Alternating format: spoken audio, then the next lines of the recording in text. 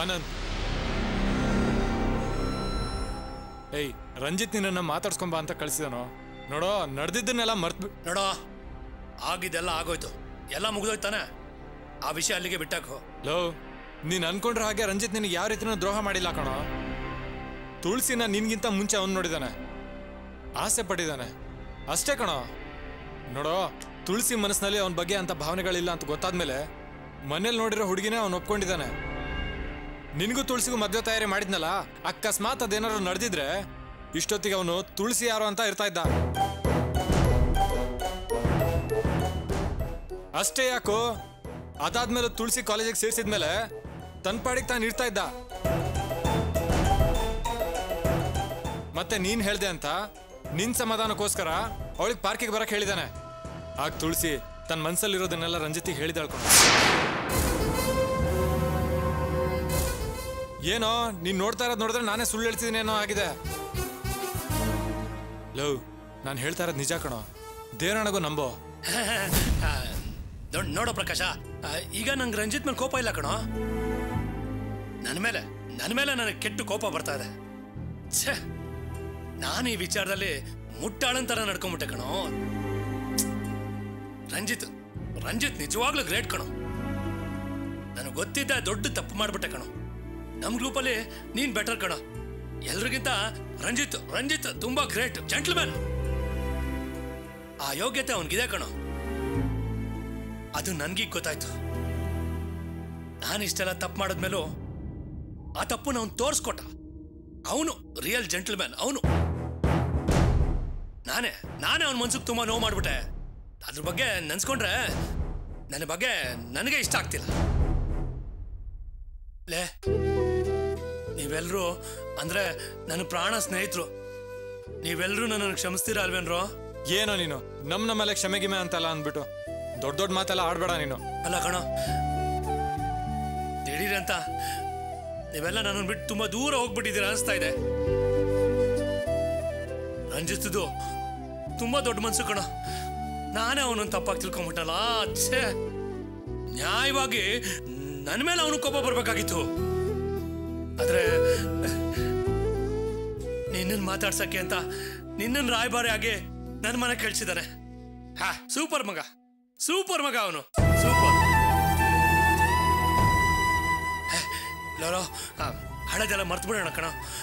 ನಾವೆಲ್ಲ ಮುಂಚೆ ಎಷ್ಟು ಜಾಲಿ ಆಗಿದ್ವಲ್ವಾ, ಈಗಲೂ ಅದೇ ರೀತಿ ಇದ್ ಬಿಡೋಣ ಕಣೋ. ಅದೇ ನನ್ನ ಆಸೆ ಕಣೋ. ಪ್ಲೀಸ್ ಕಣೋ, ನೀವೆಲ್ಲ ನನ್ನನ್ನು ಒಪ್ಕೊಂಡು ಕ್ಷಮಿಸ್ಬೇಕು ಕಣೋ. ಪ್ಲೀಸ್ ಕಣೋ. ಲೋ, ಆನಂದ ಅಂತ ನೀವೆಲ್ಲ ಮನಸ್ಸಂತೋಷವಾಗಿ ಆನಂದದಿಂದ ಕರಿಬೇಕು ಕಣೋ. ಅದೇ ನನ್ನ ಆಸೆ. ಏನು ಪ್ರೀತಿ ವಿಶ್ವಾಸ ಇತ್ತು ನಮ್ಮಲ್ಲಿ. ಪ್ರೀತಿ ವಿಶ್ವಾಸ ಅಂದ್ರೆ ನಮ್ ಟ್ರೂಪ್ ಕಣೋ, ಅದಕ್ಕೆ ದೊಡ್ಡ ಹೆಸರು. ಅದಕ್ಕೋಸ್ಕರ ಆ ತುಳಸಿ ಪ್ರೀತಿ ಎಲ್ಲ ತ್ಯಾಗ ಮಾಡ್ಬಿಡ್ತೀನಿ ಕಣೋ. ಫ್ರೆಂಡ್ಶಿಪ್ಗಿಂತ ಅದು ಮುಖ್ಯ ಅಲ್ಲ ಮಗ. ಅದನ್ನ ಬಿಟ್ಟಾಕೋ. ಇವತ್ತೇ ಅದನ್ನೆಲ್ಲ ಬಿಸಾಕ್ದೆ ಮಗ. ನಾವೆಲ್ಲ ಇವತ್ತಿಂದಾನೆ ಸೂಪರ್ ಫ್ರೆಂಡ್ಸ್ ಆಗಿರ್ಬೇಕು ಕಣ. ಎಸ್, ನಾವೆಲ್ಲ ನಿನ್ಗಿನ್ನು ಫ್ರೆಂಡ್ ಅಂತ ತಿಳ್ಕೊಂಡಿದೀವೋ, ನೀನೇ ನಮ್ ಜೊತೆ ಎಲ್ಲ ಮುನಿಸ್ಕೊಂಡು ದೂರ ಹೋಗಿರೋದು. ಸರಿ, ಈಗ ಅದನ್ನೆಲ್ಲ ಬಿಟ್ಬಿಡು. ಈಗೆಲ್ಲ ಕ್ಲಿಯರ್ ಆಯ್ತಲ್ಲ, ಈಗ ನನ್ನ ಮನ್ಸಿಗೆ ಸಮಾಧಾನ ಆಗಿದೆ ಕಣ. ಸರಿ ಪ್ರಕಾಶ, ಈಗ ಆ ರಂಜಿತ್ ಯಾವ ನಿರ್ಧಾರ ತಗೊಂಡಿದ್ದಾನೆ? ಮನೆಯಲ್ಲಿ ಅವನಿಗೆ ನಿಶ್ಚಿತಾರ್ಥ ಬೇರೆ ಮಾಡಿದ್ದಾರೆ. ಇದೇ ಟೈಮಲ್ಲಿ ತುಳಸಿ ಅವಳು ಮನ್ಸಲ್ಲಿರೋದೆಲ್ಲ ಹೇಳಿದ ಕಣ ರಂಜಿತ್. ಅವನ್ ಪಾಡಿಗೆ ಒಂದು ಜಾಲಿಗೆ ಸುತ್ತಾಡ್ಕೊಂಡಿದ್ದ. ಈಗ ಅವನ ಮನ್ಸಿಗೆ ಎಷ್ಟು ಕಷ್ಟ ಆಗಿದೆ ಗೊತ್ತೇನೋ? ಏನೋ ಅಪ್ಪ, ಏನ್ ಕಷ್ಟ ಆಗಿದೆ ಅವನ್ಗೆ? ಅವನೇ ತಾನೆ ತುಳಸಿನ ಮದುವೆ ಆಗ್ತಾ ಇರೋದು. ಅಲ್ಲ ಕಣೋ, ಅದ್ ಸರಿ, ಆದ್ರೆ ಅದ್ ಹೇಗೆ? ಹಾಗಲ್ಲ ಕಣೋ.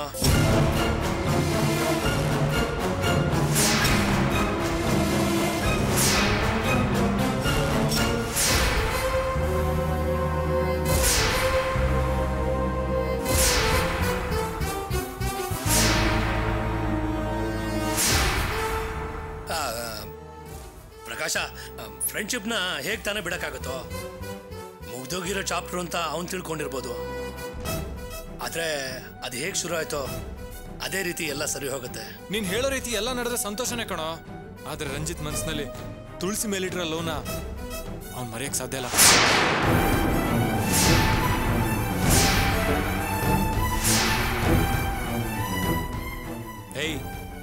ರಂಜಿತ್ಗೆ ಅವಳಿಗಿಂತ ಮುಖ್ಯ ನೀನು ಕಣೋ.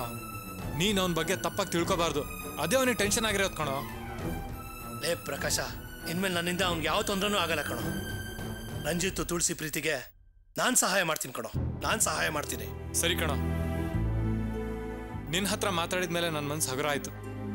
ನಾವೀಗಲೇ ರಂಜಿತ್ ಹತ್ರ ಹೋಗಿ ಮಾತಾಡೋಣ. ಈಗ ಬೇಡ ಕಣೋ, ಒಂದೆರಡು ದಿನ ಕಳೀಲಿ. ನನ್ನ ಮನಸ್ಸಲ್ಲಿ ಇರ್ತಕ್ಕಂಥ ಅಸಮಾಧಾನ ಎಲ್ಲ ಹೊರಟೋಗ್ಲಿ. ಅದೆಲ್ಲ ಕ್ಲಿಯರ್ ಆದ್ಮೇಲೆ ನಾನೇ ಅವನನ್ನು ಬಂದು ಭೇಟಿ ಮಾಡ್ತೀನಿ. ಏಯ್, ಅದೇ ಎಲ್ಲ ಸಲೀಸಾಗಿ ಮುಗ್ದೋಯ್ತಲ್ಲೋ. ಈ ವಿಷಯದಲ್ಲಿ ಸುಮ್ಮನೆ ತಲೆ ಕೆಡಿಸ್ಕೋಬೇಡ. ಸರಿ, ನಾನು ಹೊಡ್ತೀನಿ ಕಣೋ. ನಡಿ, ನಾನು ಬರ್ತೀನಿ. ಬಾ. ಸರಿ ಕಣ ಆನಂದ, ನಾನು ನಿನ್ ಬರ್ತೀನಿ. ಹೋಗೋಣ. ಬಾಯ್ ಬಾಯ್.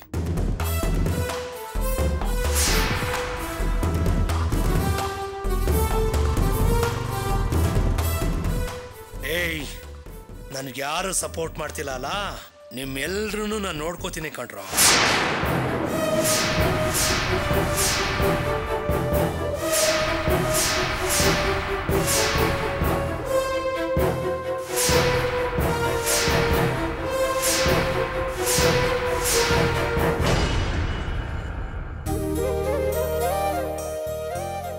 ಲಾವಣ್ಯ, ಈ ಸೀರೆ ಇಷ್ಟ ಆಯ್ತಾ? ದೊಡ್ಡೋರು ಉಟ್ಕೊಳ್ಳೋ ಹಾಗಿದೆ ಅಲ್ಲ? ಹೌದು, ಇದು ಅಮ್ಮನ್ಗೆ. ಚೆನ್ನಾಗಿದ್ಯಾ? ಅಯ್ಯೋ, ಇಷ್ಟೊಂದು ಕಾಸ್ಟ್ಲಿನಾ? ಲಾವಣ್ಯ, ರೇಟ್ ನೋಡು ಅಂತ ಯಾರು ಹೇಳಿದ್ದು? ಈ ಸೀರೆ ಅಮ್ಮನ ತುಂಬಾ ಚೆನ್ನಾಗಿ ಒಪ್ಪುತ್ತೆ. ನಿಮ್ಗಿಷ್ಟ ಆಯ್ತಾ? ನೋಡಿ, ಈ 3 ಸೀರೆನೂ ಪ್ಯಾಕ್ ಮಾಡ್ಬಿಡಿ. Okay madam. ನಡಿ ಹೋಗೋಣ.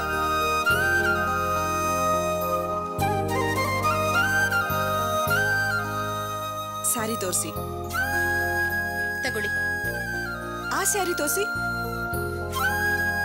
ತಗೊಳ್ಳಿ.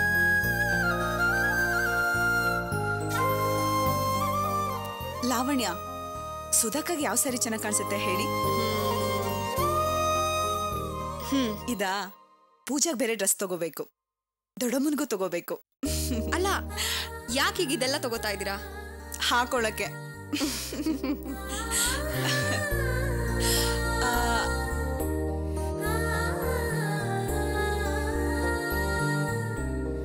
ಇದು ಚೆನ್ನಾಗಿದೆ ಅಲ್ವಾ?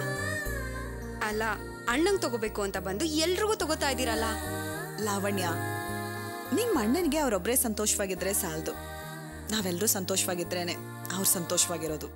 ಸೊ ನಮ್ಮ ಮನೇಲಿ ಎಲ್ಲರೂ ಸಂತೋಷವಾಗಿರ್ಬೇಕು, ಆಗ್ಲೇ ಅವ್ರಿಗೂ ಸಂತೋಷ. ಅವ್ರು ಸಂತೋಷವಾಗಿದ್ರೆ ನಾನು ಸಂತೋಷವಾಗಿರ್ತೀನಿ. ಅದಕ್ಕೆ ಇದೆಲ್ಲ. ಓಕೆನಾ? ಹೋಗೋಣ, ನಡೀರಿ.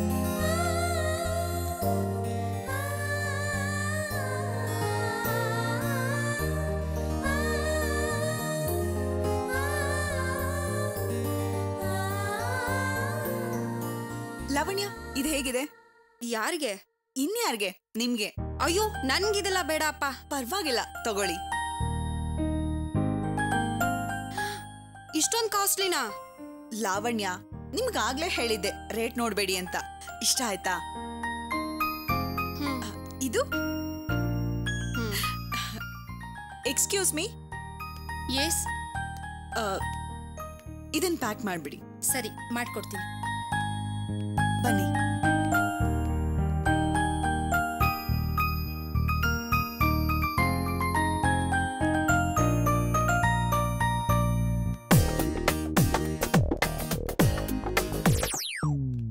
ಸರಿ, ನಾನು ಹೊರಡ್ತೀನಿ. ಹೊರಡ್ತೀರಾ? ಬನ್ನಿ, ನಮ್ಮ ಕಾರಲ್ಲೇ ಡ್ರಾಪ್ ಮಾಡ್ತೀನಿ. ಇಲ್ಲ, ಹೋಗ್ತಾ ದಾರಿಯಲ್ಲಿ ನನ್ನ ಫ್ರೆಂಡ್ ಮನೆ ಇದೆ. ಅವಳ ಹತ್ರ ಸ್ವಲ್ಪ ಮಾತಾಡಿ ಆಮೇಲೆ ಹೋಗ್ತೀನಿ. ನಿಮ್ಮ ಫ್ರೆಂಡ್ ಮನೆ ತಾನೆ? ನಾನು ಅವ್ರ ಮನೆಗೆ ಬಂದು ಅವ್ರ ಜೊತೆ ಮಾತಾಡ್ಕೊಂಡು ಹೋಗ್ತೀನಿ.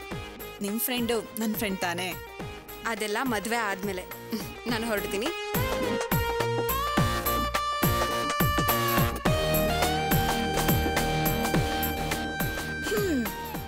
ಏನಾಯ್ತು?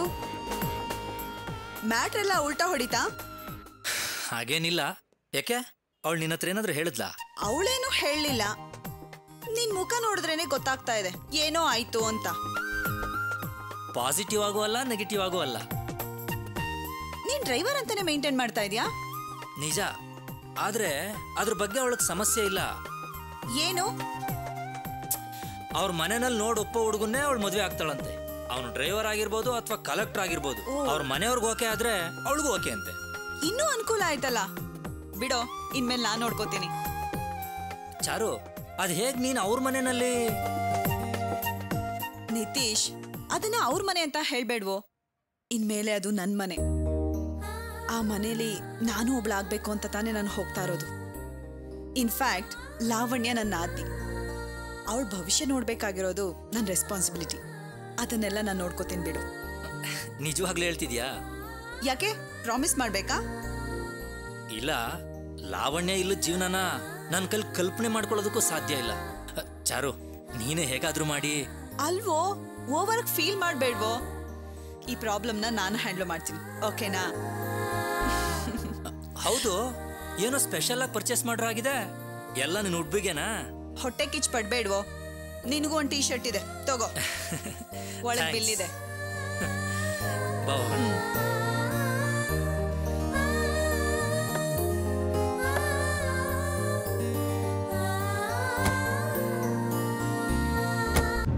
ಹೋಗ್ಲಿ ಬಿಡು ಗಾಯತ್ರಿ, ನೀನ್ ಅಂದ್ಕೊಂಡಂಗೆ ಇದು ಒಂದು ಸೀರಿಯಸ್ ವಿಷಯ ಅಂತ ನನಗನ್ನಿಸ್ತಾ ಇಲ್ಲ. ಹೇಗ್ ಬಾವಾ, ಆಲ್ಬಮ್ ಸುಟ್ಟೋಗಿದೆ. ಇದನ್ನ ಹೇಗ್ ಹಗುರಾಗಿ ತಗೊಳಕ್ಕಾಗುತ್ತೆ? ನನಗನ್ನಿಸ್ತಾ ಇದೆ ಇದೊಂದು ದೊಡ್ಡ ಅಪಶಕುನ ಅಂತ. ನೋಡ್ ಗಾಯತ್ರಿ, ಸುಮ್ನೆ ಏನೇನೋ ಮಾತಾಡ್ಬೇಡ. ಬೆಂಕಿ ತಗ್ಲಿದ್ರೆ ಯಾವುದೇ ವಸ್ತು ಆಗ್ಲಿ ಉರಿದು ಹೋಗೇ ಹೋಗುತ್ತೆ. ಅದಕ್ಕೆ ನಾವೇ ಬೇಡದೇ ಇರೋ ಕಾರಣ ಹುಡುಕಿ ಮಾತಾಡಿದ್ರೆ ಮನ್ಸಿಗೆ ನೋವಾಗುತ್ತೆ. ನೋಡು, ಈಗೇನಾಗಿದೆಯೋ ಅದು ಒಳ್ಳೇದಾಗಿದೆ ಅನ್ಕೊಂಡು ಸುಮ್ಮನೆ ಇರು. ಹೇಗ್ರಿ ಒಳ್ಳೇದಕ್ಕೆ ಅನ್ಕೊಳಕ್ಕಾಗುತ್ತೆ? ಅಳಿಯಂದ್ರ ತಾಯಿನೇ ಅದನ್ನ ಅಪಶಕುನ ಅನ್ಕೊಂಡ್ಲಿಲ್ವಾ? ಆದ್ರೂ ಆಲ್ಬಮ್ ಸುಟ್ಟಾಗಿರೋ ವಿಚಾರನ ನಮ್ಮಿಂದ ಮುಚ್ಚಿಡ್ಲಿಲ್ವಾ? ಅವಸರವಾಗಿ ಬೇರೆ ಆಲ್ಬಮ್ಗೆ ಆರ್ಡರ್ ಮಾಡ್ಲಿಲ್ವಾ? ಸರಿ ಸರಿ, ಹೋಗ್ಲಿ ಬಿಡಿ. ನೀವಿಬ್ರು ಇದಕ್ಕೋಸ್ಕರ ಯಾಕೆ ಜಗಳ ಮಾಡ್ತಾ ಇದ್ದೀರಾ? ಹಾಗಲ್ಲ ಬಾವ, ನನಗ್ ಮೊದ್ಲಿಂದ ಈ ಸಂಬಂಧ ಇಷ್ಟ ಇರ್ಲಿಲ್ಲ. ಇವ್ರೇ ಅವಸರವಾಗಿ ಈ ಮದ್ವೆನ ಏರ್ಪಾಡ್ ಮಾಡಿದ್ದು. ಅಂತಸ್ತೇನೋ ನೋಡೋದ್ ಬೇಡ ಬಾವ. ಸರಿ, ಒಂದ್ ಮದ್ವೆ ಮಾಡ್ಬೇಕಾದ್ರೆ ಯಾವ್ಯಾವ ವಿಷಯನ ನೋಡ್ಬೇಕು ಅನ್ನೋದಾದ್ರೂ ಇವ್ರು ನೋಡ್ಬೇಕಾ ಬೇಡವಾ ಬಾವ? ಗಾಯತ್ರಿ, ಇಬ್ರು ಜಾತಕಗಳು ಹೊಂದಾಣಿಕೆ ಆದ್ಮೇಲೆ ತಾನೇ ಇದೆಲ್ಲ ಏರ್ಪಾಡ್ ಮಾಡಿದ್ದು.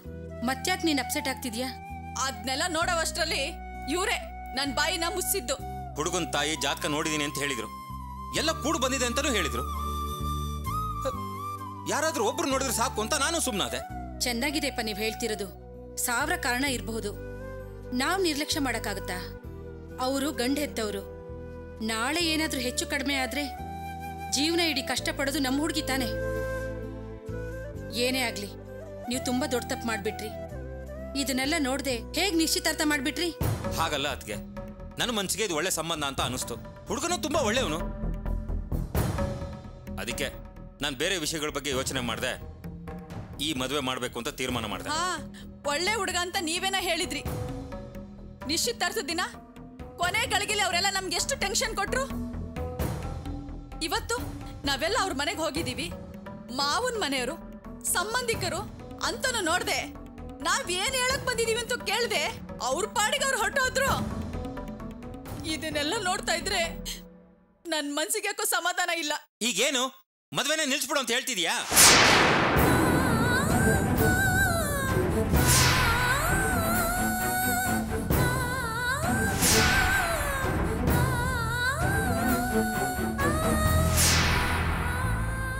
ಅಲ್ಲ, ಈಗ ನಾನು ಏನ್ ಹೇಳ್ದೆ ಅಂತ ನೀವ್ ಈ ರೀತಿ ಮಾತಾಡ್ತಾ ಇದ್ದೀರಾ? ಮತ್ತಿನ್ನೇನು, ನೀನ್ ಮಾತಾಡ್ತಿರೋ ರೀತಿನ ಆ ರೀತಿ ಇದೆ. ನನ್ನ ಮಗಳಿಗೆ ಇಷ್ಟ ಆಗಿದೆ ಅಂತ ಈ ಮದ್ವೆನ ನಿಶ್ಚಯ ಮಾಡಿದೆ. ನಿನಗಿಷ್ಟ ಇಲ್ದಿದ್ರೆ ಹೇಳು, ಈ ಮದ್ವೆನೇ ನಿಲ್ಸ್ಬಿಡ್ತೀನಿ.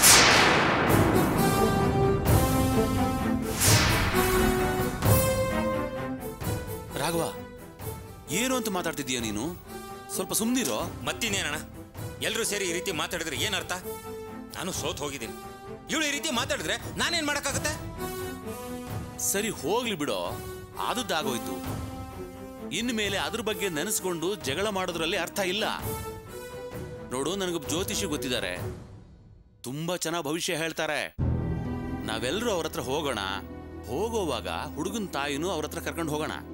ಒಳ್ಳೇದು ಕೆಟ್ಟದ್ದು ಆ ಹುಡುಗನ ತಾಯಿ ಗೊತ್ತಾಗುತ್ತೆ.